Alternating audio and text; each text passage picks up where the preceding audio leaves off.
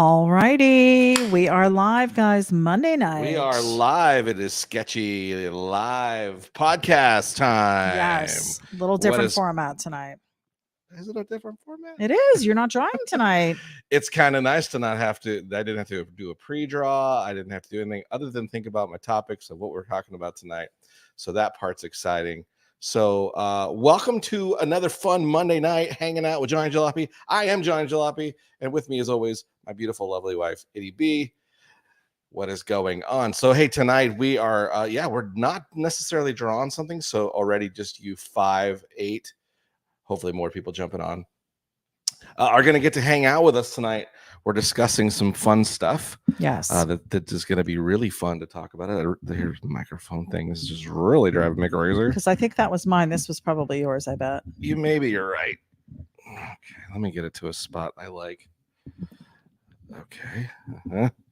You think you would do this all before you'd start? No. Not in this deal. Not in this deal. And then we're going to watch it slowly. Well, while you do that, why don't we go to our intro? Hey, go to the intro. It's Sketchy Live Monday. Thanks for hanging out with us, podcast.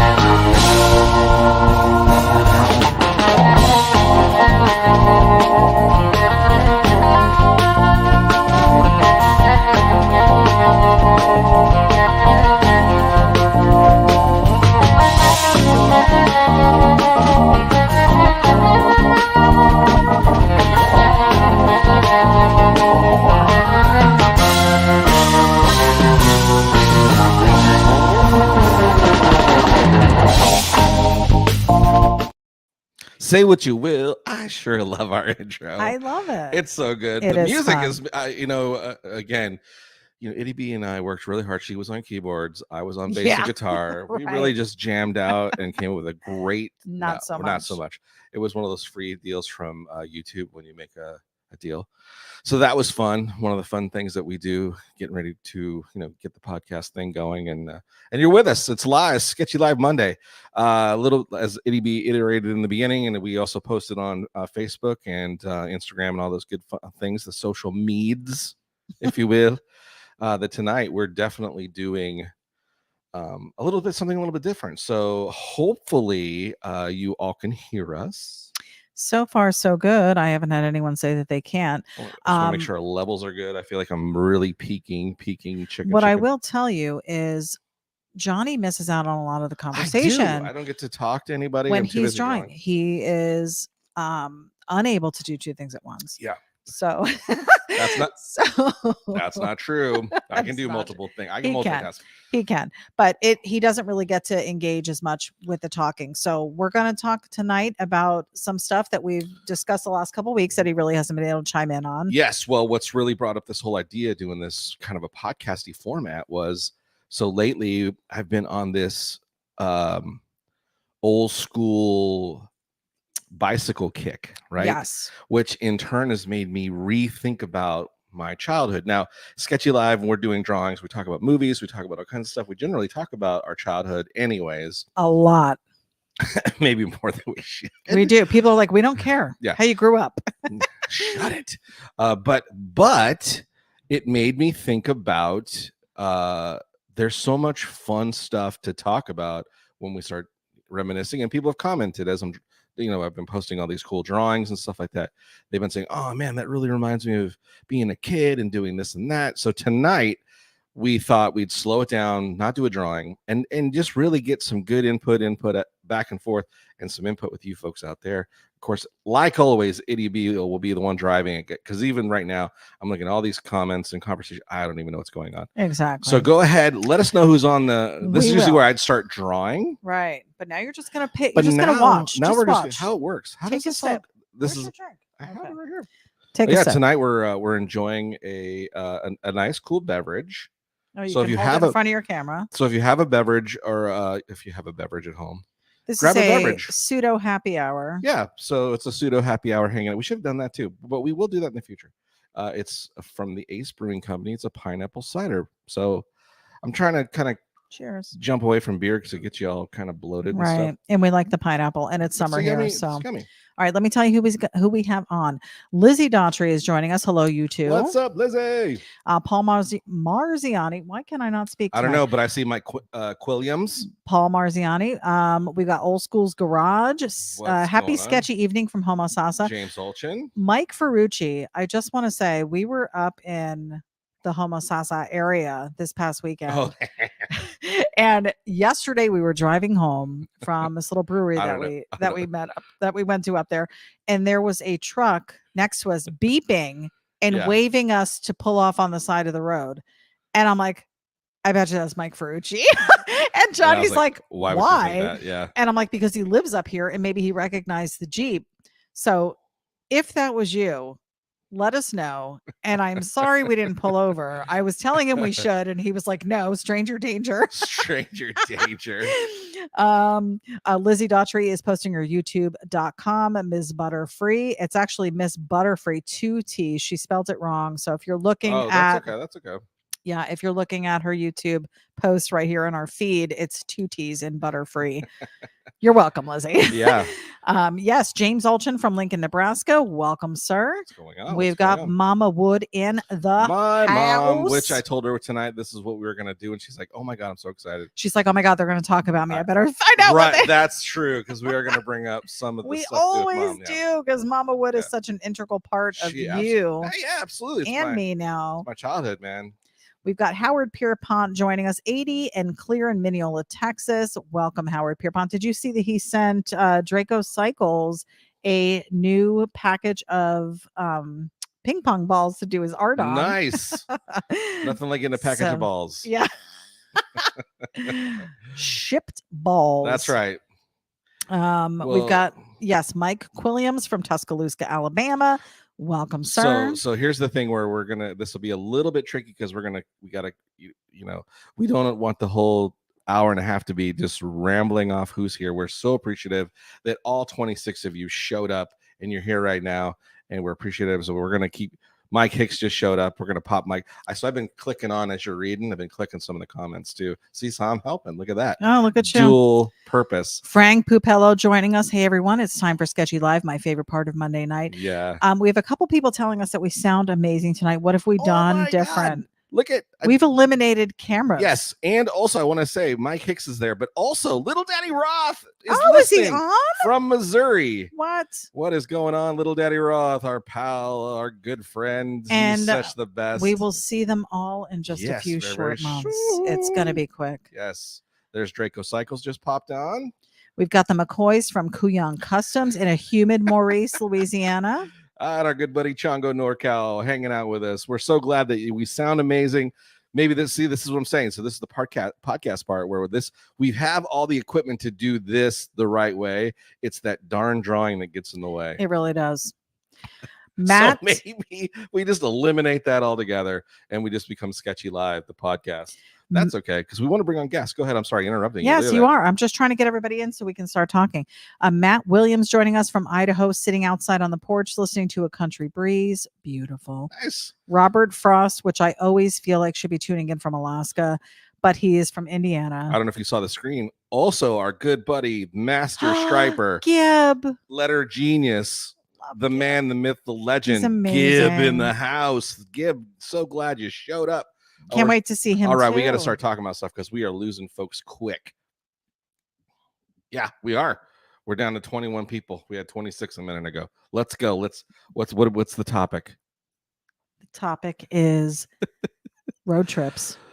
Alex, I'd like to take road trips for 1,000. Okay, so I'm going large. It was making. So what made me think of? I wanted to talk about road trip stuff. So my family moved. Because my dad is from Vermont and he's from Springfield, Vermont, and it was his dream to go back home.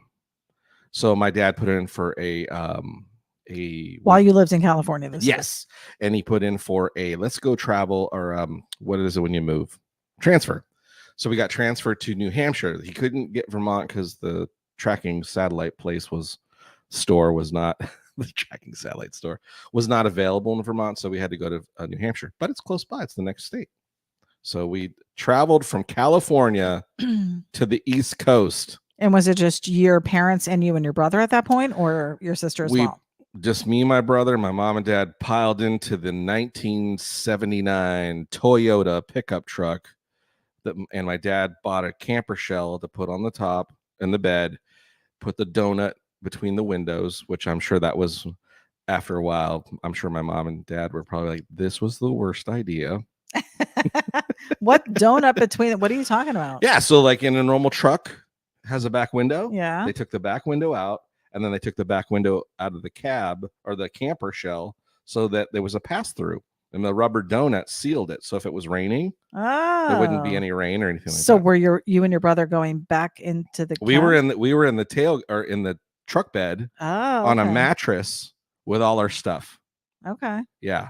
That was probably phenomenal for you. It was fun for a little bit. Most of the time it was fun. We're kids, so but you can imagine as adults, my mom could probably chime into this, that you're like, why did we bring them? We should have taken an airplane. But it was a lot cheaper to go. So there's the beginning of my story. That's my biggest long road trip. What was yours? Well, first of all, before I get into mine, I was going to ask you, because how old were you? Starting seventh grade. Okay, so you were old enough to pay attention to like the roads you were on. And hell yeah! Were you the kid who did the whole tractor trailer? I was the kid. This is how much. Okay, so now you're getting somewhere. When I was a kid, I could spot semi trucks, and I could tell you the make and model of them. Almost sometimes, I think even during that time, I could get the year right. Who would know if you were wrong? No one. Well, my mom and dad, but as a kid, it was like I was a savant when it came to that. I could see it from miles away, and I could just tell you by the shape of the truck and the grill. I'd go, oh, that's a White, or nope, that's a Kenworth. There's a Peterbilt. Oh, there's a GMC. There's a Mack. I could do that, and my mom and dad would be like, how do you know? Just like now, right? We could be driving. Like the other day, you're like, what's that car across the street from the brewery? And I'm like, that's a Galaxy. That's a Ford Galaxy. I was like, let me pull it up. You're like, that can't. It didn't look like it. Well, it looks like a Chrysler. In my defense, that car had some front end body damage, so it really wasn't true to photo. Yes, it was. but it was a Ford Galaxy. But you did get it. Yeah. Yeah. So that's just the details off. So those were some of the things that you were looking for as you were driving.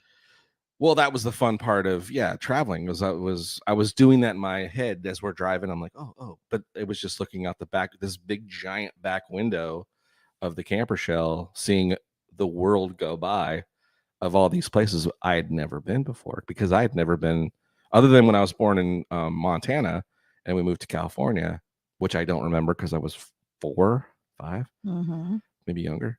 I don't remember. I'd never seen anything. I'd never been out of Santa Maria. When we were little, we would be driving the Garden State Parkway. Wherever we went, we'd have to get on the parkway, as you know. It's pretty much the only way out of Jersey. It's the only way to get around.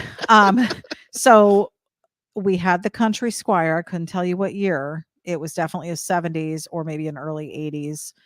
And I was in the back seat. The back seat actually faced backwards. It was one of those. Yeah. The old school Country Squire. Yep. So when safety was a priority. Yeah.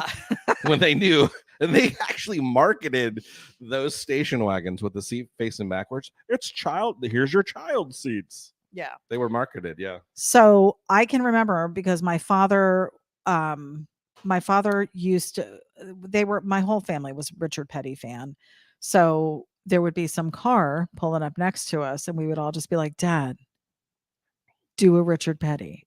And he would race the car next to him. Oh, that was the sign to go do Richard Petty. Do a Richard Petty.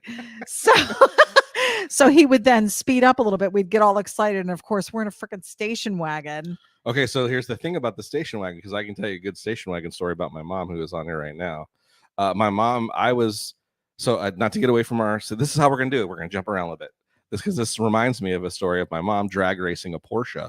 Oh, geez. In a station wagon? So here's my mom. If you've all seen Mama Jalopy before, and if you haven't, you too, there's her little picture popped up on the screen right now. She's adorable. But she's, at this time, she was at the height of her NBA status, hailing from the dunking city of Santa Maria, coming in at center, 4 foot. Well, she was 5 foot then. She might have been 5 foot then. She's like 4'8" now. But she's driving the giant 70s country Squire with the I think it was a 420, 440. Whatever the big block was that they put in it was in the one that we had, I believe. And my mom pulls up next to this Porsche 911, and the guy's revving his engine, and he thinks he's hot shit. And my mom drops it, puts it neutral, revs up the engine, drops it and drag races this guy down the freaking like frontage road and dusts him because the guy was all, you could tell he didn't know how to drive, shifted like garbage. But my mom just put the foot down, which is amazing that it could reach the floor. But she put it all the way as far as it would go. It was enough and she crushed that dude. So she was what so you're proud. saying is the station wagons might have some power. Yeah, they have huge power. Well, it was hauling a family of 6. Yeah. Right. Yeah.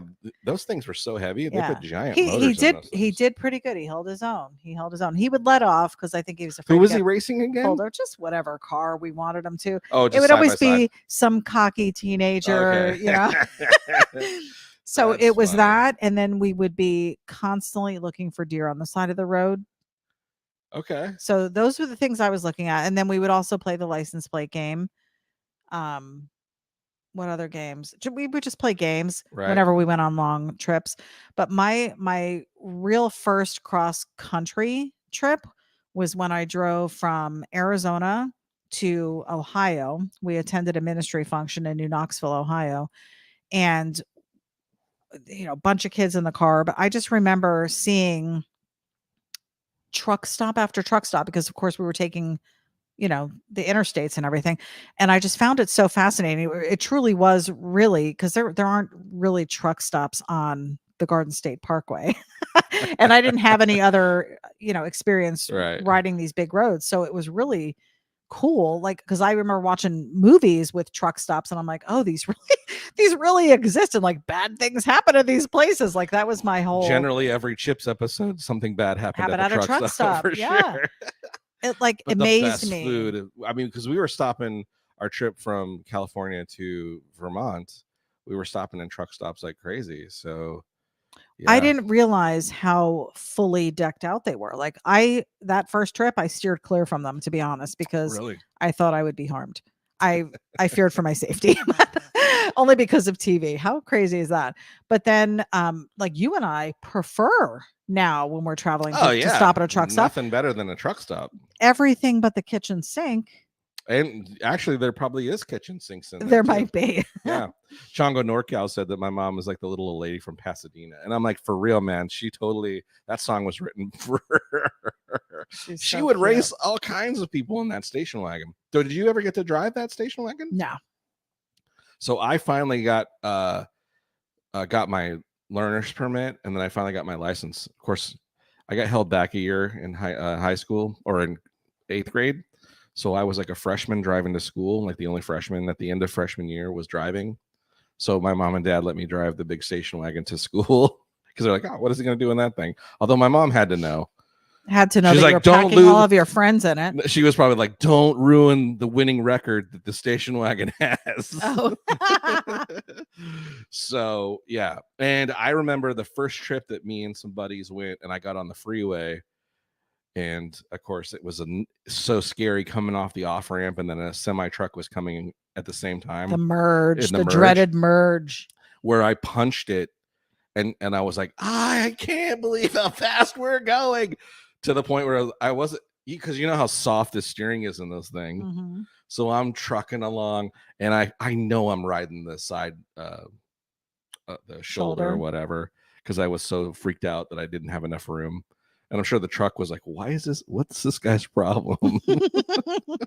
New driver. Yeah. Meanwhile, I think we were loaded with my buddy's shotguns, and we had weapons in the back. That probably wasn't a good idea either. I don't know if I ever told my mom that story, that's what we did. She knows it now. We went shooting. I'm sure you'll hear about it next time you're over there visiting. But yeah, what a great experience traveling cross country as a kid. And of course, again, I can't imagine it was very fun for my parents, driving and hearing this from the back. Can we stop at the fire? Can we get fireworks? Can we the biggest ball of twine? Can we stop it? Oh man. You always want to stop. Hey, can we stop? Can we go here? Oh no, man. All the attractions. Because it was all these cool things. I mean, you're going through the painted desert and all that kind of stuff.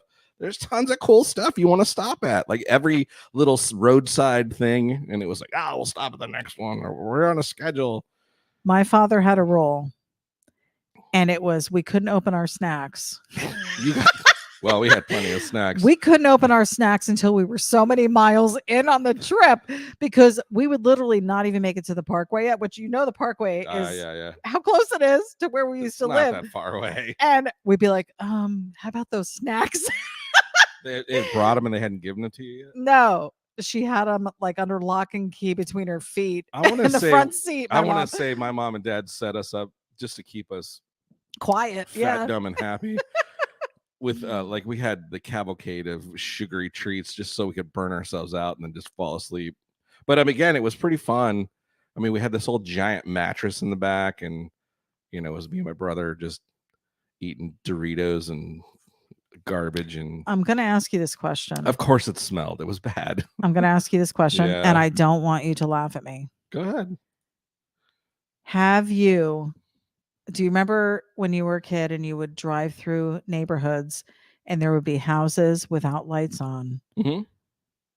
Did you ever think that they were haunted? I used to think people died and that's why the lights were out. Well, again, you lived near the Amity house, so. We did. So you were afraid of everything. I was so scared. I'd be like, oh my God, I would first freak out. What happened to these people that their lights are not on? Okay. So the place you came from, there was a lot of residents around, right? Yes. So where I lived in Santa Maria, it was probably more dark. There was a lot of residents, but you could go out into like farmland and you would drive by these old abandoned houses. And that truly were scary. That's when you were looking at them and going, I wonder if I never thought they were haunted, but I mean, because we had stories in our town. There was the Sisquoc Devil Church. If anybody's from Santa Maria or in the neighboring area, that might remember the story of the Sisquoc Devil Church, where we lived in Orchid. Sisquoc was a next little like 4-horse town. There was like a population, maybe 100 people that lived in this area. It's all now winery. Was that the scary house that you guys bet people? No. Okay. So remember when on our trip to California, Bill and I and Betty took you to the church where we found gravestones of the Arianas family? Yes. Yeah. Relatives. That was the Sisquoc Devil Church. Oh. And it was called the Devil Church because supposedly the rumor was that there were devil worshipers that would go there at the wee hours of the evenings on the weekend, always on a Saturday. They walk Sunday, among us, and they would do rituals and all kinds of stuff. And everybody heard stories of like inside was all painted with blood and all the kinds of stuff. So we would, as teenagers, call it red, crimson red. As teenagers, we would all drive out there on dares, park down by the bottom of the parking lot. And have to walk. And of course, what's so funny now when we visited it, in my remembrance as a high school kid, it was the classic movie 2-mile walk uphill. Yeah, it was up on the top of a hill, and there was like that big windy road that went up to it. And then when we went to it, it was like 2 seconds, like a 4-block, not even a 4-block. It was like a parking lot, a regular parking lot. Yeah, that you could have parked at no problem, and it wasn't on a hill. But we parked down. We did have to walk up to it, so it was weird that we did that, because you probably would have been trespassing. And of course we did do. I think I told the story way back in the beginning of Sketchy Live of our trip to the Sisquoc Devil Church, and me and my best friend buddy Bill playing a joke on some other kids. Do you want me to tell that story? Because it's pretty funny. Sure. Okay. So we're all twisting his arm. I know. So we're all the high school kids go to this thing, and we're all doing illegal things like drinking beer. So anyway, don't do that at home, kids. So we're up there and we're going towards the Sisquoc Devil Church, and it's total pitch black, right? And there's no lights. maybe the moonlight. I think it was a full moon. Of course, it was a full moon. So there's like 15 of us, and we go all walking up there, and we're all hanging around, and we're looking around, like waiting for someone to come. And people are like, I dare you to go up and look in the window. So people go look in the window. And we're all in high school when this is good. It's not like we're little kids, right? We're all in high school. We're doing this. So we're all up there. And from a distance, there's a lead road that comes in that you can see from the church, the road leading up. And we start seeing 3 or 4 cars heading. And we're like, oh, no, they must be having a meeting. Oh. So everybody freaks out, right? And starts booking down the hill. Because, again, remember, in the way I remember it, it's on a big giant hill and it goes down. So you're like Scooby-Dooing it down the hill, you know? And my pickup truck, which is the truck that we drove cross country to Vermont, it was now my high school vehicle that I had painted, lowered, and all the whole thing. But one of the things either my dad had installed or it was installed when he bought it, it had this like thing where you could turn knobs and change like a code, like a almost like a padlock, and you had to have a certain number sequence or it wouldn't start. Oh boy. So I was like, I told Bill, we're gonna fool these guys. We're gonna tell them, hey, we got room, and then we'll do the whole oh my god, like in the movies, it won't start. What are we? And as everybody's peeling out, right, we'll be the ones left behind. We'll be fine. So I do it. He's yeah, do it. So we do it. 3 or 4 of the guys jump in the back of the truck. Go. And I get in and I'm like, guys, we have a problem. I can't get it started. And Bill's playing it off. Oh my God, they're going to kill us. Blah. Right. So I was like, what a funny joke. So I turn the knob to the right thing, go to start it. And again, the cars are getting closer up the road and they're getting closer and closer. And I go to start it and it won't start. I think I flooded it. Because I was pumping it was a carbureted engine, so I'm over there pumping the accelerator, right, pretending I can't get it to start. So I think I flooded it, right? So now it won't now start. You're really stuck. So now it won't start. Bill's like, hey dude, joke's over, okay, get this thing started. I'm like, I'm not joking, dude, I can't get this thing started. And he's like, no, get it started. I'm like, Bill, I can't get it started. We're really actually in trouble, dude. He's like, they're like right down the thing. I'm like, I know. And everybody's freaking out. So guys start running away from the truck. And I'm like, I'm like, don't you freaking leave me, dude. And he's like, no, I got you. So then I let off a little bit and then I fired up and it starts. And then we come cruising by real slow. The guys that are always the prankster booking it down the road. And we're like, hey, you guys need a ride? So then they jump in and we take off. Right. So the next like 2 days later, 2 weeks later or something, we hear that somebody had like went up there and vandalized the place and like I think beat somebody up there. Was it you guys vandalizing? No, we didn't do anything. All right. So he says, you heard it here first. Bill Wolf's on right now. Is he on? Yes, he just was it 9? Oh, he says it was 9 people. Okay, you're right, Bill. Hopefully I said it right, dude. But that was a good time. We totally had these guys fooled. But I swear, in the vision of the place, tell me if I'm wrong, Bill. Please. I swear, in the way I remembered it in high school, that thing was sitting on the top of like the classic horror movie house thing.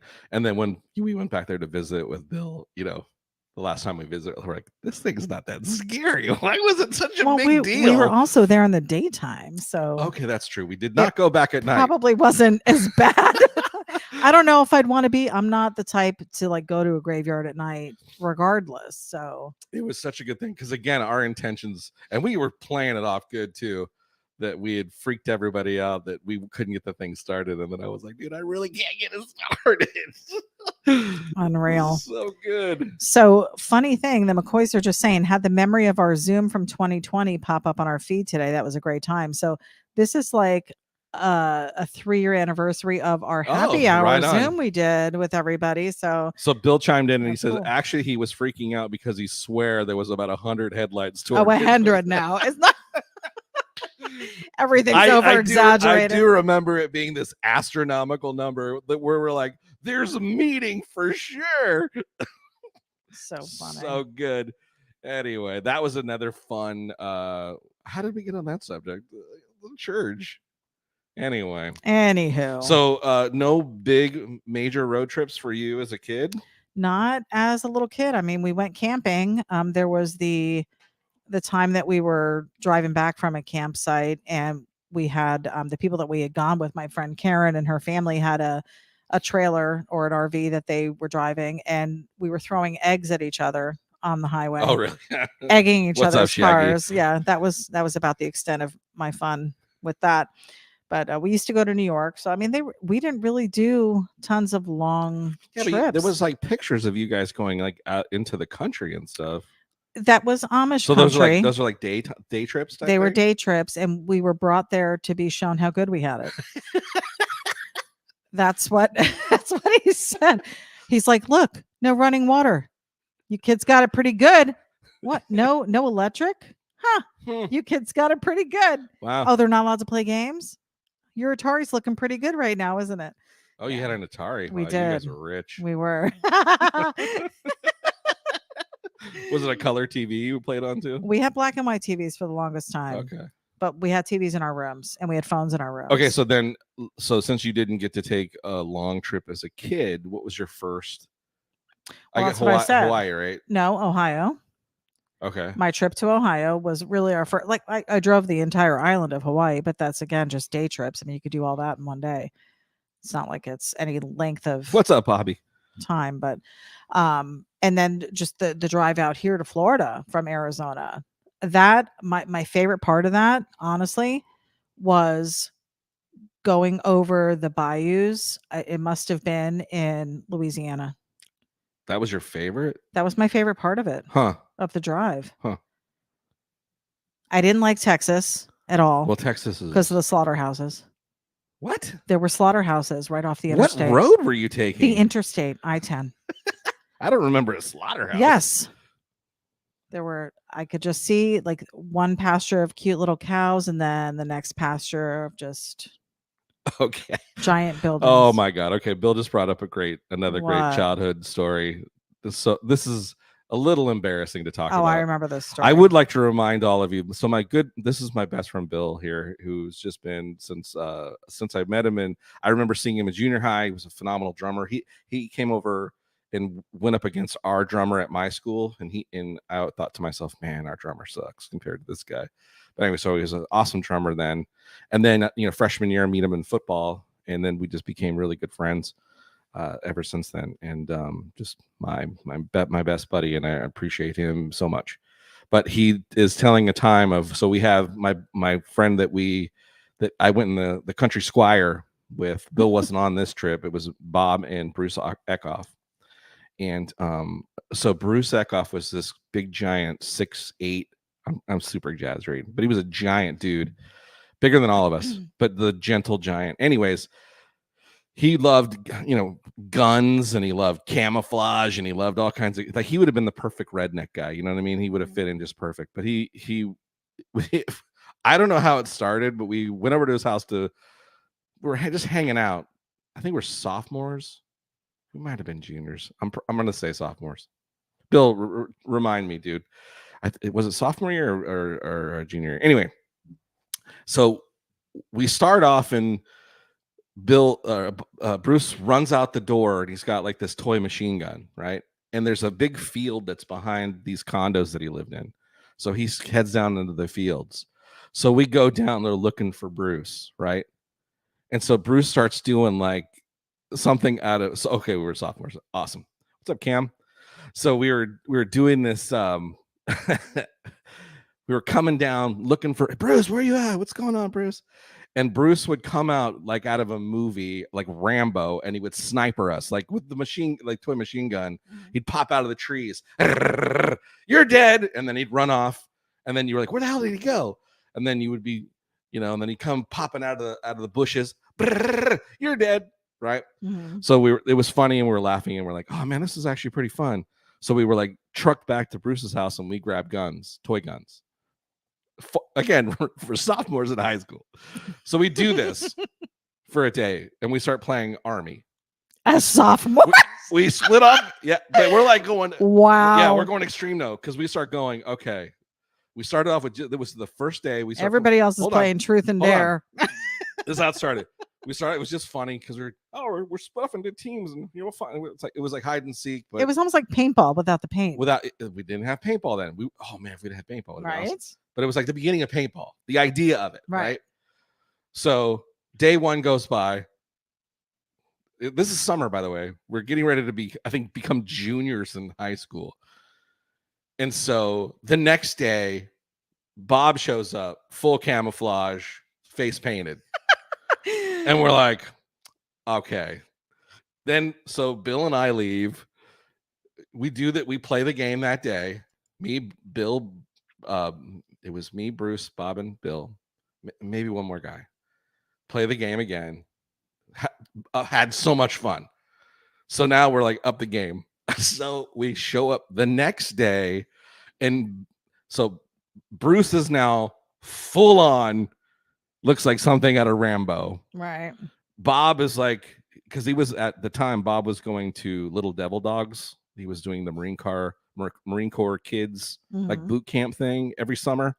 So he had all the gear already. So he comes in, he's just legit, right? I show up.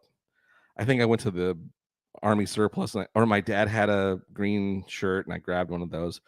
Bill shows up, and he looks like Cobra, like Sylvester Stallone, still kind of camouflaged out, but he's like going a different route. Did he have on like the football face paint? No, well, that's just it. We all started green on our faces, the whole. So anyways, long story short, this turns into like a week-long thing. We start every day. We start amping it up. More people start coming. Can I ask a question? Go ahead, because it gets good. Did your mom pack sandwiches? My mom wasn't. No. Bruce's mom made all the lunch. Oh, did she? Yes. So now, you had somebody making your lunch. Bruce's mom was like, okay, now 15 years old. Make sure at 2:00 you guys come back, because I'm gonna have. She had snacks, full on snacks. And sandwiches and stuff. Sophomores in high school. Oh my God, that's so funny. We start ramping this thing up, and it becomes, I want to say, like, we get other guys start playing. Like, we have like, oh, you were building your army. Literally teams going of like 5-on-5 type. We're building forts now and backdrops. Okay, so we're now like rucksacks. We're like fully. Oh my God. We now have combat boots. We've gone. Did you have ranks? We went. Yes, there was, and it was getting. I think it wasn't fully dark when the sheriff showed up, or Bill, but it was pretty getting close to night. Anyways, so I think we're getting ready to start the best game, because we've ramped it up now. Everybody is in full gear, full camouflage. And if they weren't in camo, they were in full green. There wasn't a sneaker amongst us. There was no visible skin. We looked like, this is how we looked. You're on a mission. There's 10 of us walking behind these condos down into this field. And apparently a residence of the condos called the National Guard or the Army, because they had assumed, because we're all football players, right? Mm-hmm. We're big dudes. And we're all basically adults. So 10 adults in full camouflage walk past these people's condo with guns. None of the guns look fake. We painted them to look real. And we were trekking down into this field. So we're playing, and the game's about 10 minutes in, right? And Bill, I think it was me and Bill, are laying on the top of the field, looking down, trying to get our strategy. And from behind me, I feel this thing to my head. Oh, God. And it's, don't move. Put your hands out in front of you. And I went, what? Did they sneak up behind us? Yeah. So I do what the guy says, and I turn around, and it's full on the sheriff's. Guns drawn. Gun in my head. Gun in like Bill's back. Get up slow, like the whole thing. They get us I think it was 5 of us up on the top part of the field. They get us all round up.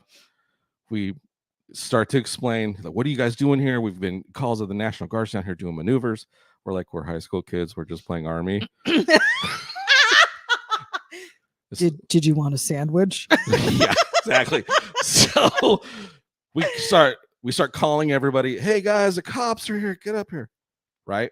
We get everybody up, but who do you think? Bob. Bruce, the big guy. the one that started off. He's down now playing Predator, where he's like into the tree, looking on his thing, like I want to kill people. Right? And we're like, Bruce, it's not a joke, dude. It's really the cops. So we finally get Bruce to come up, and they lead us out, gunpoint, to the street, full on SWAT team, choppers above. There's everything going on. They thought it was a full on. Either we were some spies or something. It was some kind of, and it was just oh my god, 8 high school sophomores heading. They were like, "What are you guys doing?" And the awesome thing is, as Bill just attested, he ends up working with all those dudes later on in his career as a sheriff. So it was so fun. But yeah, almost got my head blown off as a kid. Nice. Yeah, it was good times. How about you? Any times that you got a gun pulled on you for fun? No, I was pretty much a goody-goody. I'd like to say that's the first time and not the last time I get a gun pulled on me. Oh boy. I don't know if we want to hear the other story. The other one's a pretty good story too, but not nearly as ridiculously funny. I think the worst thing I ever did, because I used to run away a lot, and I ran away. Were you the, oh no, this isn't fair? You were the, this isn't fair, and probably it's everyone else's fault. I ran away and broke into a neighbor's treehouse and lived there for 3 days. And your mom and dad were searching for you aimlessly? Aimlessly? They were a little freaked out. Or was AIM looking for you? They were a little freaked out. I think they assumed that I went to one of my friend's house or something. Back then, there wasn't a lot of communication about it. Yeah. That's when you call your parents up. You're like, is it cool if I stay over at Dave's house? And they're like, is his parents home? Yeah. I guess. Just be home in the morning. But the girl whose treehouse it was, I used to babysit for. She was a lot younger than me. Mm-hmm.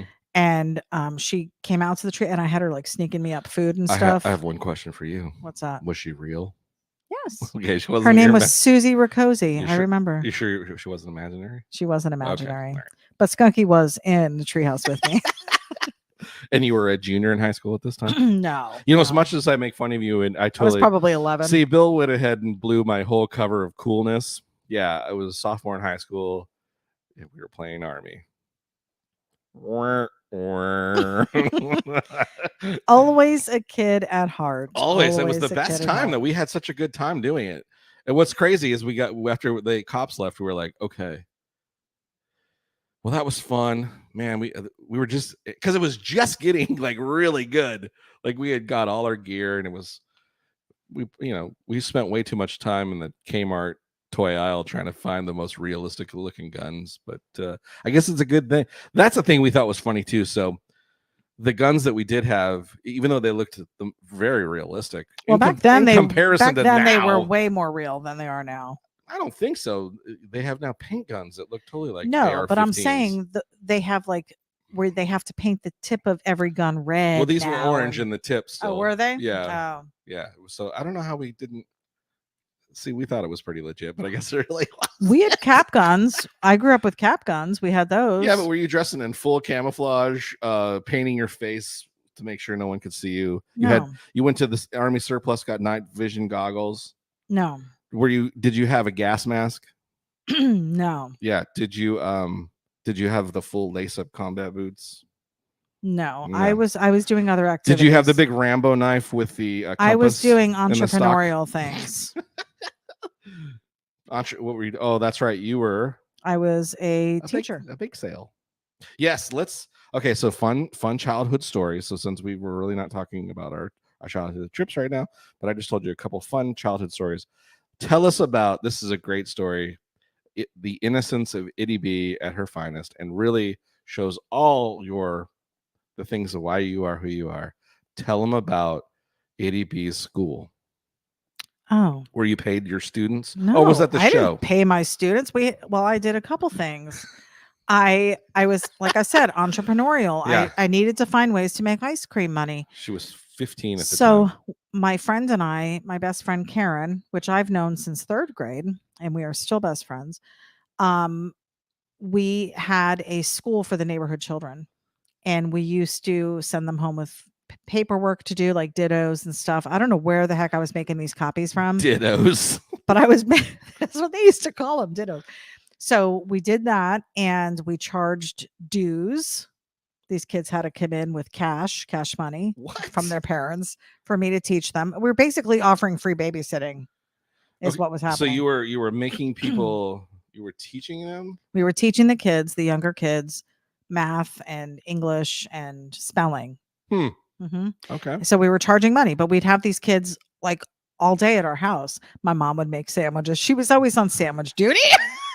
We'd have snack time. We had no wonder you have this giant obsession about sandwiches. We had a gym. We had jungle gym in the backyard, swing set. So we had like playtime for the kids, which then turned into the gym show. The gym show was a pretty classy event we were putting on. The gym show? It was called the gym show. And my friend Karen and I were the main event. Her sister Denise was the clown. We dressed her up as a clown, and she entertained as a clown. Okay. What was the draw on this? Like, how many kids we talking? Probably like 8 or 9 kids from the neighborhood with money. Again, we charged admission. I remember being a kid and paying for like, I don't remember. We did for anything. We were doing flips and tricks. Yeah. They paid the money. And then my mom made the sandwiches and made lemonade and stuff. And then we sold the sandwiches. These people couldn't eat. These poor kids could not eat unless they had 75 cents. We got a new viewer just popped in. So good to see you from the Netherlands. Jean-Paul Vandertalk. What is going on, my friend? Good to see you. We're just Netherlands. That's a whole different country. Yeah, that's we're just crazy. talking about childhood stuff. And again, you guys out there in comment land, feel free to pop on some of your childhood fun. We'd love to pop it up here on the screen. Let other folks Johnny's know. been talking so much, I haven't been able to even introduce everybody. That's so. okay. Well, we've had Bill Wolf's on. We got Bobby Theriol. We got Howard Pierpont, Shaggy LeBlanc. Oh, Howard Pierpont. Howard Pierpont is willing to host our next happy hour Zoom. He's got the unlimited Zoom account. That sounds like a good idea for sure. We should totally do that. That's crazy that the kids would come just to watch you do flips. They must have been really good flips. We were the talk of the neighborhood. Like, we were the most fun. We were doing fantastic. We always did fun stuff. Yeah. And people wanted more. Okay, so when you say we, so it was you and your sisters and brothers? No, my sister wasn't involved. Although my sister and I used to do water aerobics during the summertime, and we'd put on shows. Okay, I got Bob Shaboom. What's up? Shaboom. Oh, Jean-Paul has a question. What is your question? Yeah, go ahead. What's your question?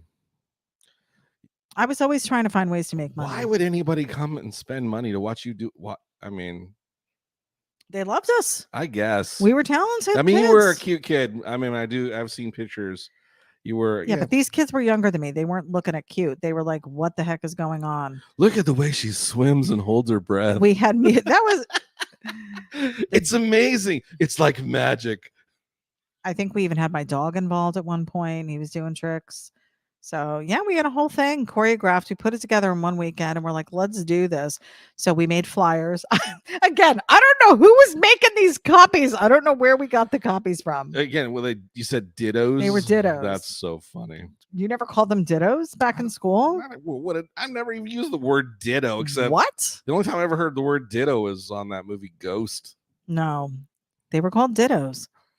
All right, what's your question, Jean-Paul? He has a question. He's left us hanging. We're taking questions. We got the questions of the questions, and we're questioning.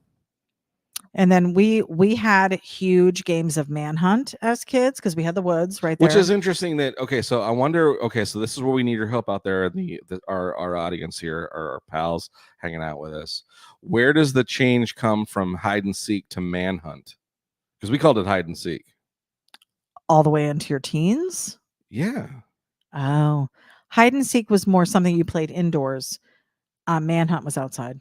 Everything it was a bigger area. Everything we did was outside. There was no indoor. Hmm. Who plays hide and seek inside? There's really limited spaces to hide. Oh, great question. Do you have problems selling your art in this economy? problems with everything being so expensive, and how do you stay fresh making art? Wow, that was pretty good. That's a great question. Yeah, let's okay. So, do we have problems selling our art? There are sometimes it feels like it. Sometimes I create, like, for instance, I've been doing all these little drawings on cardboard, and I think they've gotten better as I do them, and I start finding my groove and things like that. And I think they're cool and they look neat, and we get lots of comments on them. And I've put them for sale at a pretty reasonable price. And no, they haven't sold. But that's okay, because at the same time, though, we've got orders coming in for, like, with this last week, we sold shirts, a ton of Johnny Jalopy apparel and a lot of hats and stickers and stuff. So, one thing I can tell you is I can't complain that, as sometimes the art doesn't move, but and that's the whole idea of kind of what we're trying to do with Johnny Jalopy is more than just creating just Johnny Jalopy the artist. It's more of Johnny Jalopy the brand. Here's what I will say too. So let's say you're doing, the economy is hard, though. Let's say you're doing one of these cardboard art pieces, and you post it for maybe $60. Okay, that's about it. No one bites on it. We have an entire stack of original art that people have not bought. And you know what? We had an auction not too long ago, and those pieces that you had listed for $60 went for $150 to $200. Yeah, there was a couple pieces that I had offered up for $40, and later when we did the little auction, I got much more than I would have ever imagined, and I was grateful for all of it, and I am very grateful for it. So I will tell you that the economy sometimes puts art is what you got to be doing is I'm not creating it necessarily in the hopes of selling it. I'm doing it because I love to do it and create it. I want to sell it. I'd love for people to have pieces of artwork that's mine, and it makes them put a smile on their face like it does when I make it.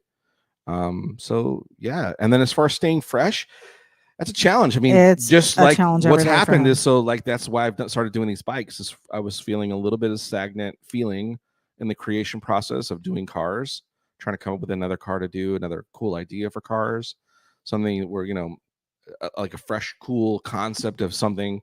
I came up with a bunch that got built into real cars, which was a phenomenal, awesome thing that is a rarity for an artist to have happen. Much less one car. I had 4 cars done from my head to reality. And sometimes I feel like you also get in these patterns. Like right now you're doing the bikes. There was a time when you did nothing but tiki huts. There was a time when you did nothing but, and that's what I'm saying, trucks. So the whole idea of that campers is that it gets me not drawing the things that I'm accustomed to drawing, that I love to draw. It makes me rethink about other things to still try to do in my style, which is what I'm doing with these bikes. I'm having a fun time with them, and it's helping the creative process, because I'm still utilizing all the same tools and techniques to do those. So it helps definitely trying to keep my brain fresh on creating stuff. So hopefully that helps you out. And then also changing media, because when you do digital stuff, it's a lot different than just doing it on paper. Not the same. Yeah, my headspace is a totally different spot. even just the little 4x6 cards versus a piece of cardboard. I will tell you, like, my arch nemesis is white paper. For me, white canvas is another thing that I can stare at a white canvas, and it feels so intimidating and daunting. And it's like, oh my God, there's so much space here. But lately I've been looking at large canvases and going, man, I have so many ideas of some fun stuff I could do. It's just going to take some prep work on the front side to get rid of the white, basically, so that I can get that. I don't know, for some reason, and I've heard it from other artists that have the same situation, to where white paper just feels so, it's just like a writer, when they look at a blank piece of white paper. I've heard comedians say that why they use yellow legal pad. It's not white.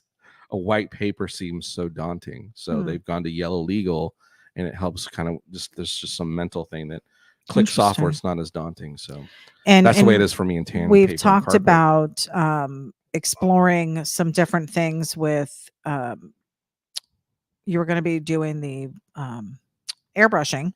We want to get that going. I know we've been talking about for the last couple of years. We haven't done anything, and we just did that Gear Monster.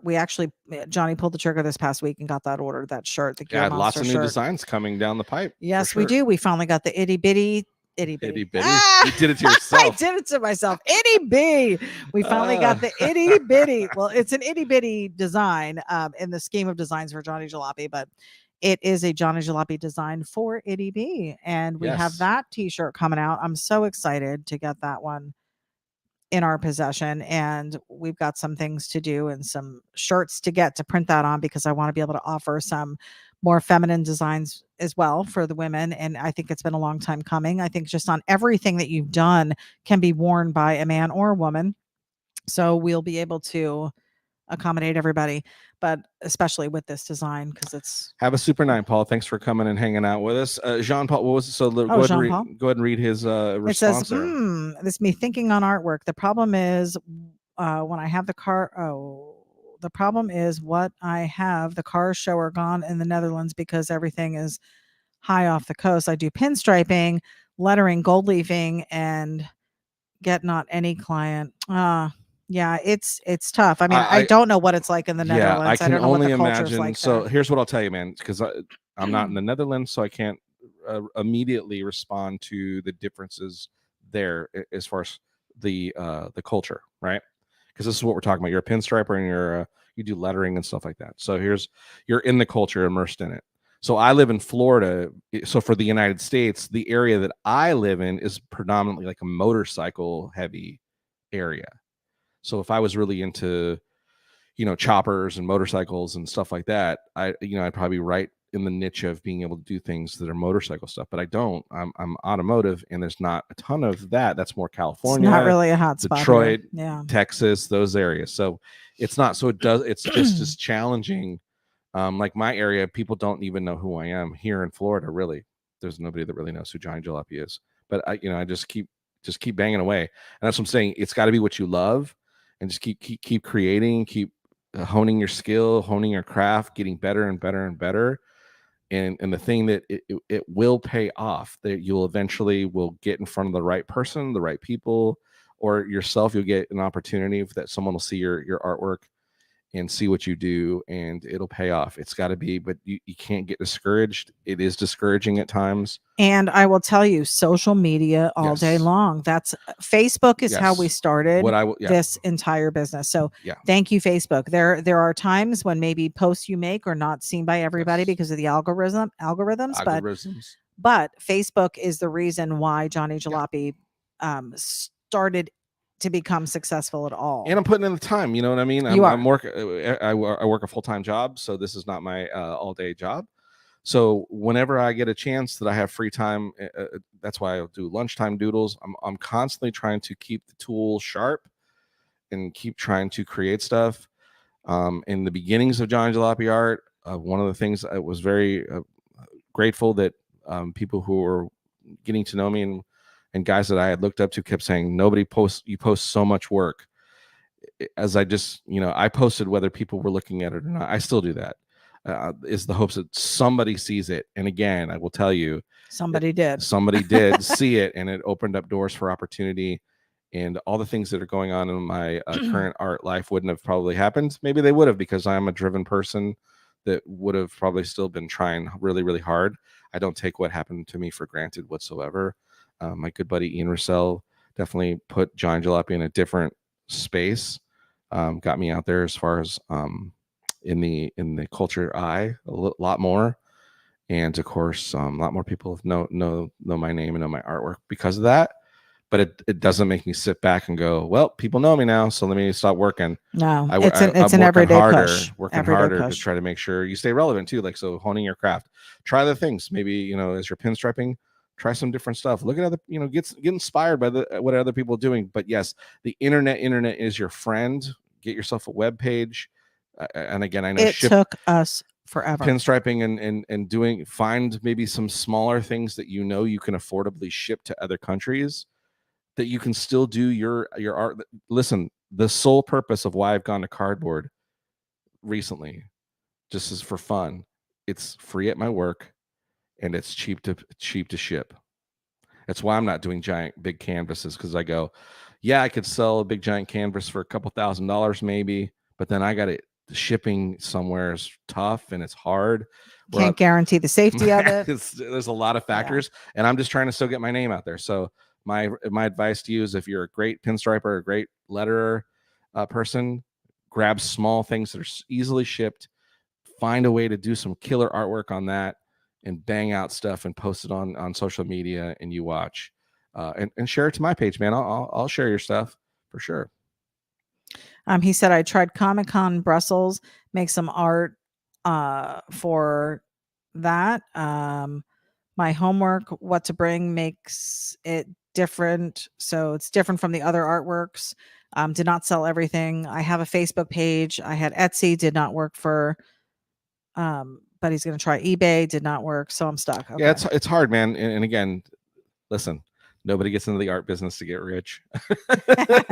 You get into the art business because you love it, and just keep banging away, man. If you love striping and you love doing and making and creating things, don't let these little humps, because again, you did say, hey, I went to this thing, I sold some stuff, I didn't sell everything. There were people at that Comic-Con then that saw your work and thought, this is worth the money I work hard for. You're saying it right now. It's very difficult. Money is tight in your country, but those folks still found a way to spend a few bucks to buy your artwork.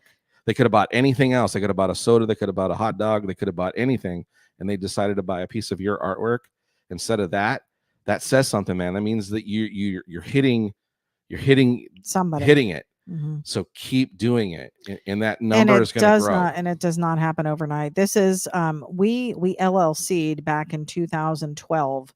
So it's been 11 years just since we LLC'd, but you were really doing this as a pretty steady side gig since 2009, 2010. So it's been 14 years probably. And I'm still stressed. Listen, I go back and I look at things that Facebook brings up from 10 years ago or 8 years ago. And I look at it and I go, I can't even believe that anybody would have spent money on that. So again, you're not wasting time by continuing to create and do and make, because you're only going to hone that tool and that craft that you do even better.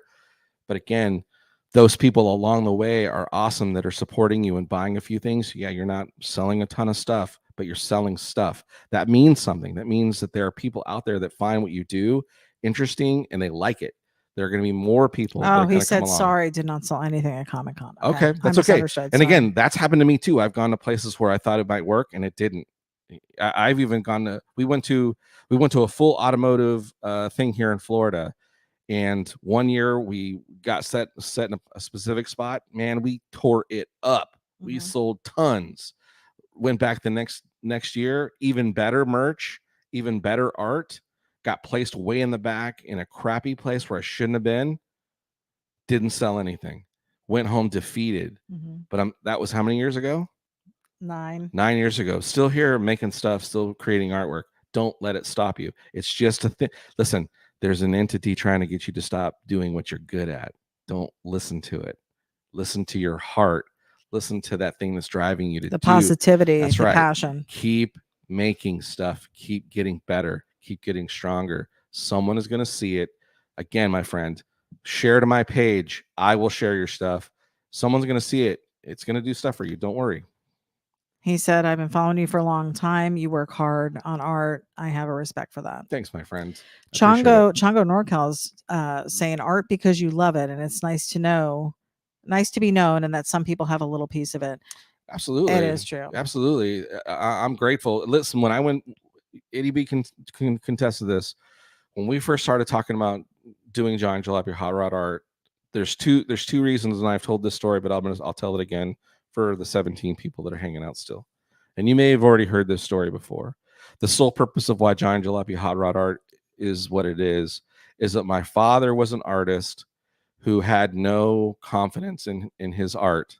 He tried to sell his art too, and no one bought it. And he was super defeated.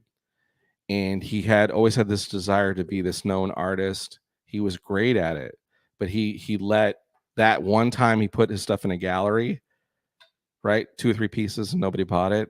It defeated him. And he kind of gave it up. He still kind of tinkered, but he just, the passionate, like where he wanted to be, it slowed him down.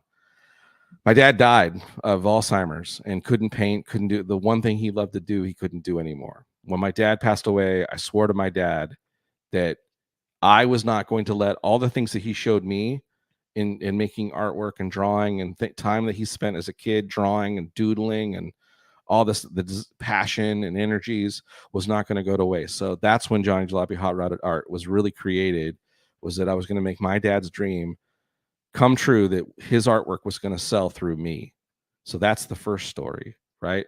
And then the secondary part is our dream was if I could just get one piece of artwork in a good, cool hot rod guy's garage that he looked up on his wall that he was, while he was, working on his car, or, or you really just tinkering. aspired to be in someone's garage. Yes. Well, I'm just saying that's all I It wanted. is. That's really all I wanted Let to do. me be a sticker on your toolbox. That's all he wanted. All I wanted was just one guy to put a piece of it, because I would go into these really cool hot rod guys' garages and see all this incredible artwork on the wall and go, man, that's all I want. It's just where a dude puts my stuff up on a garage wall and looks at it and goes, man, that just makes me want to build more cool stuff. And that's been the inspiration for it this whole time. And really, it hasn't been to make necessary money. In most recent years, we have really branched off into who Johnny Jalopy is as a person, more than just what you are as an artist, I think, because just doing stuff like this, hearing the stories, people getting to know you, who you are, people are going, your art may not even be as perfect as somebody, but they may still buy something from you because of who you are as a person. And I think it's important for people to see that. You don't get to see that like with celebrities or with maybe some of these other people that are in these positions that are selling stuff of themselves, their craft. You don't know them as a person. We live in such a society of this brand offended me, so I'm not going to buy from this brand. And people are looking at that stuff, and you are a quality person, not just in your product, but in what is behind that product. And I think that's important for people to know. So that's why we're doing this part of it. That's why I support you. I appreciate it. I might be partial a little bit because I'm but that's why I married you. And I think people can see that in who you are and the way you talk and the love that you have for what you do and for this entire culture. Now, we are not immersed in this culture like you want to be. Far from it. I think when we first met, you were way more into it. We've gotten away from it, probably a lot having to do with me. No, I don't. When you say I was into it, I think I had this idea of what I, again, wanted to be a part of it. And that's really, it was more on the car, just because I was, tinkering on the car and we were doing the car thing and the whole thing, stuff like that. But, the reality of it is that I think we're way more involved in it, at least driving towards an end result, which is that we continue to grow the brand. We continue that people find who Johnny Jalopy is, what we have this beautiful thing, this Sketchy Live thing, that they find out who you are, who we are as a couple, and who we are as people. And then again, that just, like you just said, supports the idea of the artwork that I'm trying to make and things, and that you see it's more than just a guy trying to put a couple bucks in his pocket. It is that. I'm not going to lie. I'm making art because I love to make it, but it's nice to make a few bucks. But how many years we've LLC, you just said? Here's what I want to do. We have to be profitable. I'm looking at our invoices. And how dare you? The last invoice that we just had paid was, and we started at number 1, invoice number 1,200. Yeah, that's awesome. So there are at least 1,200 people out there with Johnny Jalopy art in some way, shape, or form. Yes, that's huge. Yeah, more than I ever would have imagined. That's huge. Here's the other kicker. Look at this. So here's what's amazing. Jean-Paul, I would have never imagined, how many years ago? What did you say? I keep forgetting the number. So like 14 years. 14 years ago, that I'd be talking to somebody from the Netherlands that would be asking me for advice on artwork. I never thought that would ever happen. Right? Yeah. I could. The first time I think the first time someone from social media that was from any other country, actually, I'll take it back, that someone from Colorado commented on it. I was like, holy cow. People are We've branched outside of Florida. Oh my God. We have branched outside of Florida. So yeah, it's been fun. It's amazing. But again, my advice, and it would be my advice, and who am I to give advice, but I'll take it for what it's worth, is again, be passionate about it, put in the work. I definitely, every moment I have an opportunity to do artwork and draw or think about it or whatever, I'm in a constant state of and we are ideas, always brainstorming about the business. What can we do to grow it? What other merch can we offer? Right. It's always about that. Yeah. But I will tell you, don't work so much that you're not enjoying life. It's something that we have strived to do. Yeah. It's got to be balanced. And, you may have ordered something on a Thursday and you see us tooling around on a Sunday and you're like, where's my order? This is important. I'm not Amazon. But what we do in our relationship is important. The adventures that we take only fuel the creativity for your design. Again, the greatest thing that is the evolvement of this whole thing is, so we've gotten off topic of the childhood stuff, but this is still cool. So John Paul, thanks so much, man. This is awesome. This is a great conversation for sure. What I can say is, what's amazing to me, like this whole Sketchy Live thing would have never happened in a million years if my beautiful wife, my support system, wasn't supporting me. And started doing this because I asked her to do it and she was reluctant to do it, but was like, if you need my help, I'll help you. I was like, you promised you'd get me makeup for my hair and makeup. I think I bought you hair and makeup. So, and your own microphone and headphones. Right. So what do you want from me? In fact, you're sitting in front of a computer specifically bought just for you to do this job. So I think I've held up my end of the deal. No, what I'm saying is that you've put in the time and efforts, but I think you see that I'm not, I don't feel like it's a pipe dream. I'm driven, dude. I made a promise to my dad, and I'm not gonna let that. No matter what happens, I'm not gonna forget that promise. In fact, I took pictures of my dad's artwork, and I'll post them tonight before we go to bed, of my dad's paintings, because I went to visit my mom on last Thursday. And I took photos of my dad's artwork, and it just reminded me of how talented my dad was, and how, well, it was foolish that people didn't buy his stuff. But at the same time, the little gallery he put it in wasn't a place that anybody was really going to see artwork. He didn't have Facebook back then. No, there was no social media, and I sure wish there would have been. But my dad made phenomenal art. I'm a fan. I'm a huge fan of my dad's art. And there probably be people that once I posted will go, oh, it's okay. It's Bob Rossi. It is. But I think he was great at it. Self-taught. And he did teach himself. He watched the videos and all that kind of stuff. Same as me. No one taught me how to do any of this other than my dad spending time with me.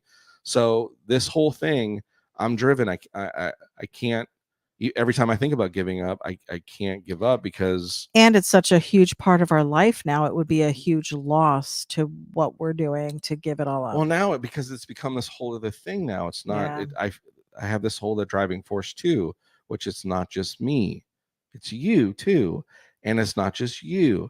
It's people like Jean Paul who just asked a question. I don't want to let that guy down. He said he's followed my art for a while, right?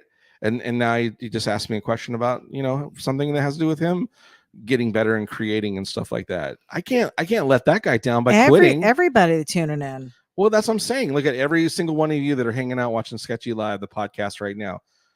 We quit. Listen, there's been many times we've thought about, let's just pack it up. What else? Do we have anything more? I've never had that thought. I have many times. Do we just pack it up? What more do I have to say? Does anybody even give a crap about what we're saying? But you know what? And I could look at numbers and go, wow, 18 people. That's not, I'm not dropping 700,000 people. I'm not a Russell Brand who gets 1 million people watching every time he turns. You could be. You could do that accent in a heartbeat. Well, I know it can. But it's more fun to do this accent. which is the silly wherever I'm from, California boy California with the little voice. crackle in his voice. Yeah, it's just so much more fun. Lizzie said, "We love you guys every Monday we love night." you guys too, and we sure appreciate all of you hanging out with us, and listening to the ramblings. But this was it was a great question. I'm so happy that we got to talk about some artwork stuff too. So that was pretty fun, and car stuff and our road trips. That was our primary goal tonight. Was and we did. I didn't even make it out of California. I think we got to the Painted Desert, and that's as far as we got on my trip to.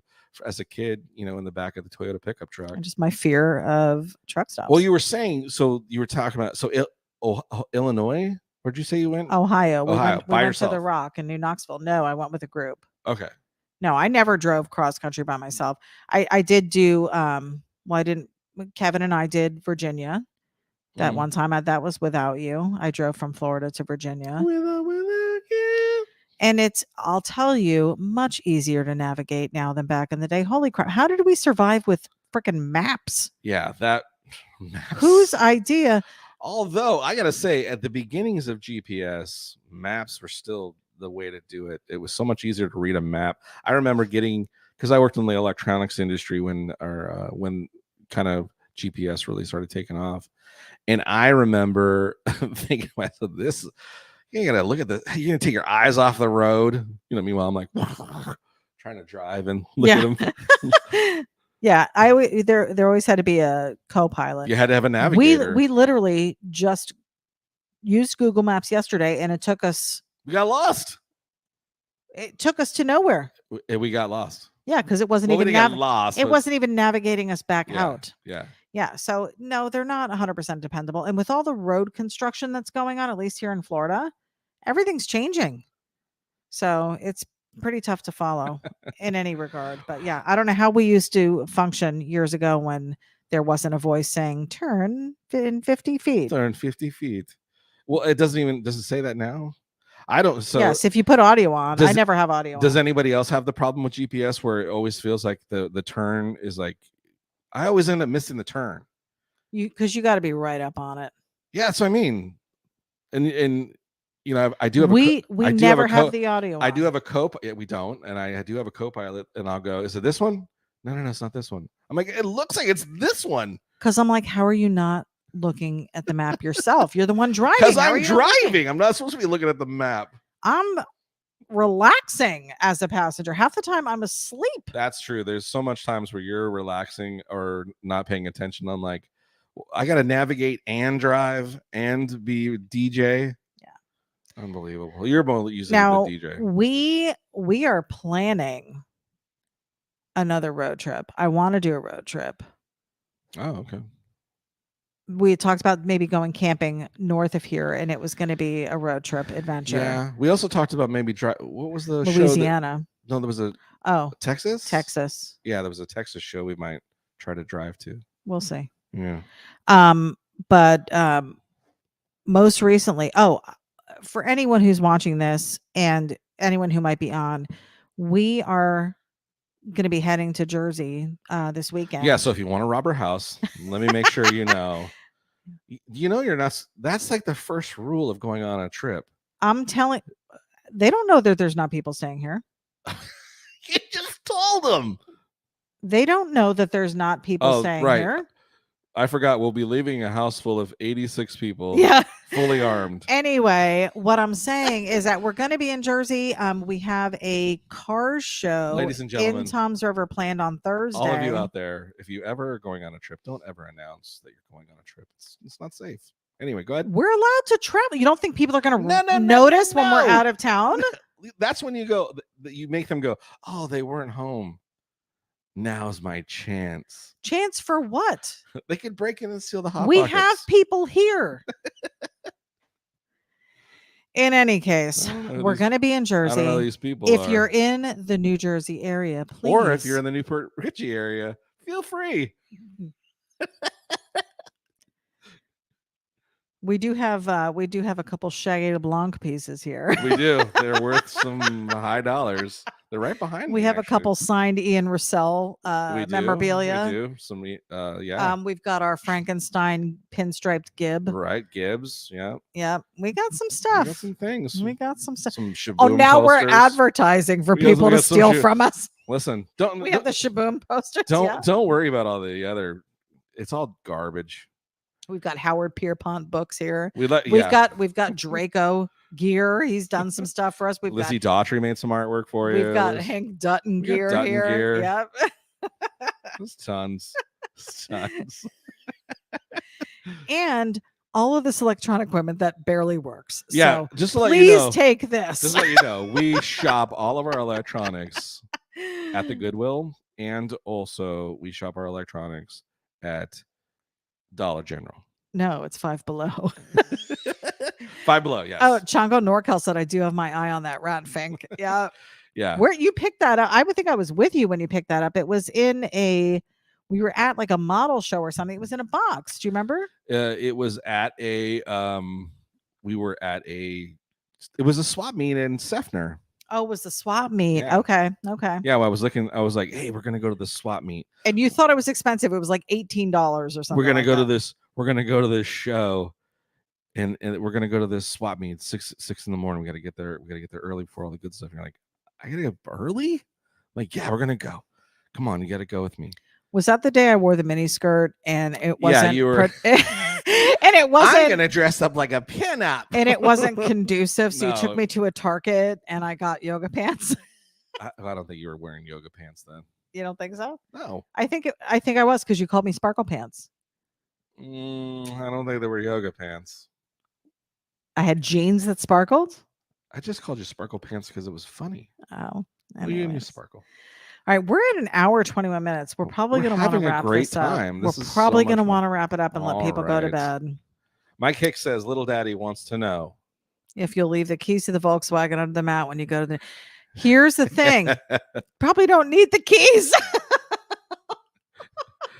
Here's what I'll tell you about it's not functioning at the moment. The fuel pump is out, so If you'd like to fix it, feel free. and then take it and then bring it back fixed. Yeah. I have the fuel pump, the distributor is out. Yeah, she's a little unarmed. I'm hoping to get that fixed before we leave. Yeah, we need to get that done. Yeah, I got all the parts for it. Our little Volkswagen group over here has been doing their Thursday night on the beach thing, and we could probably go. And We could. Someone wasn't so snobby about it. Yeah, the bug is in a revamped stage where I'm fixing some mechanically of the stuff, fixing some of the mechanics on it. We as we advertised last week, I put a new pulley on it and a new belt. And as I get that all squared away, because the old pulley I'm surprised it even worked, to be honest, how bad it was worn. I started it up and I'm looking at the pulley and I'm going, oh, it's so nice. It's quiet now. And I'm watching and I'm looking and everything looks good. The belt's tight, no flop in the belt. And then I look down and I see this bloop. and it almost burst into flames. Well, it didn't almost burst into flames, but there was enough fuel that had we just jumped in after I fixed the pulley and took off, it would have been fireball disaster for sure. Great. So good news is we've gone through and the fuel pump was leaking from the seals where the metal and the almost like I guess it's like a copper or something come together to form the cap of the fuel pump, and that was leaking from that area. So I went down to fixed. Good old Fisher buggy and got hooked up with a brand new one and got some new fuel line. Make sure all my fuel line's not rotted and heated up, because it's been about a good year or two since I changed the fuel line in it too from the metal lines. So we're going to replace that. So we got to get that done. We got to get Raquel sold. Yeah, I got to get that. Yeah. We need to go down to DMV, get down to that copy damn of the beer. title that we lost, Yep. and get her out of our front yard. Yeah. Get off my lawn. Get off my lawn. So we've got some stuff, guys. And you know what? We're a lot of talk and very little action on some things, but We are slowly. It's tough when you work full time. It is. We're slowly pulling the trigger on stuff. Again, shirts to come. We are hoping to have those after we come back next week. We have 4 new designs 4 coming. you ordered? 4 new designs. 4. Oh, I thought it was just the 3. Yours. Gear. Bike. And I thought you ordered more logos. Oh, and the other one. Oh, right. The one that I'm really excited about. Yeah, we aren't going to show you. Oh my yet. Goodness. Yes. Yeah, it's going to be fun. I expect to get some. We're going to be promoting. Listen, if nobody wants, I think it's really cool. It's a really cool design. I'm fine with just making 30 that fit me, and I'll just wear the shit out of them because I think it's a cool design, and I can't wait. Yeah. Not that all of them aren't cool designs, but I'm really excited. This one because it's new. Actually, it's a new design. I'm excited about all of them. And then we had to order for your shirt. We also ordered new your chest logo too. My logos, yes. It's 2 boobs. Which what I want to put that on a bag and do. They're not big enough for a bag, babe. I can't do an itty sack. It's a tiny logo. It's a chest size. Maybe I'll do a couple of them. I guess you could. Yeah, you could waste all the ones I don't want to waste them. That's fine. Damn it. Yeah. Well, we might have to make her a big logo. We'll see. We'll see. All right, guys. We're going to let you go. We're at an hour 25 now. Oh, look at Mr. Crinkleback Karma just showed up. What's up? He's going to have to go back and listen because we've gone over some really fun stuff tonight. You missed. Just to wrap it up, you missed the cool fun road trip. You missed the Sisquoc Devil Church. You missed Armor or G.I. Joe and the bad G.I. Johnny. G.I. Johnny in the adventures of Johnny and Bill and Gunpoint. Yep. And then you missed Back to School. Oh, with ityB. Yeah. Child labor laws being broken by her parents. My mom was such a sport. Oh my God. It was all about sandwiches. She would make and you know what she would do? What kind of sandwiches? Egg salad. Ugh, really? Yeah. Kids ate them. And peanut butter and jelly. She would cut them. She would cut the bread in diagonals to make 4 triangles. And that's how she was making tea sandwiches. Yes. For kids. Well, it was a regular. We only had Wonder Bread. We did not skimp on bread. Everything else was generic except for the bread. Wonder Bread's the best. Why can't we get Wonder Bread now? I don't eat bread. Oh. And you said you liked the rye. I've been getting you rye. He doesn't eat bread. Anyways. No one eats bread. Gluten free. Yeah, Chongo Norcas loves some egg salad. Listen, it's so good, and I make good egg salad. ityB makes a phenomenal egg salad. It's my mom's recipe. Chicken. That's what was bringing the kids to the yard. your stinky egg salad brings all the kids to the yard. And it was like always a 90-degree day, and she'd put the platter out for like 2 hours. Their farts are worse than yours. Their farts are worse than yours. All right, guys, we're gonna get out of here. Hey, we're gonna hit the road. Hopefully you had a great time hanging out with us. The Sketchy Live Podcast. We sure enjoyed it. I really enjoyed doing this where we just talked and fun, and I didn't have... It was fun to have you talk with us instead of me just talking. Yeah, I didn't have all the pressure. I was able to help you with the I will comments. Wake up with a voice tomorrow now. With all the comments on the screen. Like, Chongo saying he loves him some egg salad. Egg salad. I like some egg salad too. Yeah. It's good stuff, man. We had a good time. We had fun. Thanks for hanging out with us. And I know you didn't get a design tonight. We also partly knew too that we were going to be gone and we wouldn't be able to ship any drawings for tonight. So if you do order, and we are still encouraging people to head over to JohnnyJalopy.com. JohnnyJalopy.com. Check out what we've got so far. And again, more product to be added. But if you do order, it will not be shipped until best case scenario would be Wednesday of next week. For sure. Don't forget to head over to that JohnnyJalopy.com. JohnnyJalopy.com, where you can get all the cool stuff that the kids like hats, stickers, t-shirts, and really cool stuff. Are you trying to point at it? Yeah. You can't. Why are you having so much trouble? I can't see myself. That's right. Silly. Wait, do that. That's what we'll screenshot for the thing. JohnnyJalopy.com. And again, you folks over there at who are watching live on YouTube, please like and subscribe. And of course, if you're watching the playback, which we really enjoy that you'll come and watch the playback, please like and subscribe and make some comments. We sure appreciate what we can do better. And let us know if you like this format, because we want to try and do more of these, maybe For like sure. once a month at least. And we hope to start bringing on People in. guests. Bring people in. So make them part of the silliness in the comments, and please share your friends and let them know that you had a fun time. We sure had a fun time hanging out with you guys and gals. And we hope to see you again, not next Monday, because we won't be here. Maybe we'll do a little something from the road. We'll see.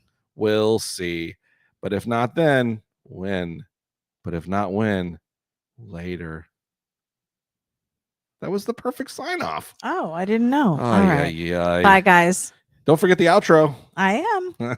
Bye. See ya.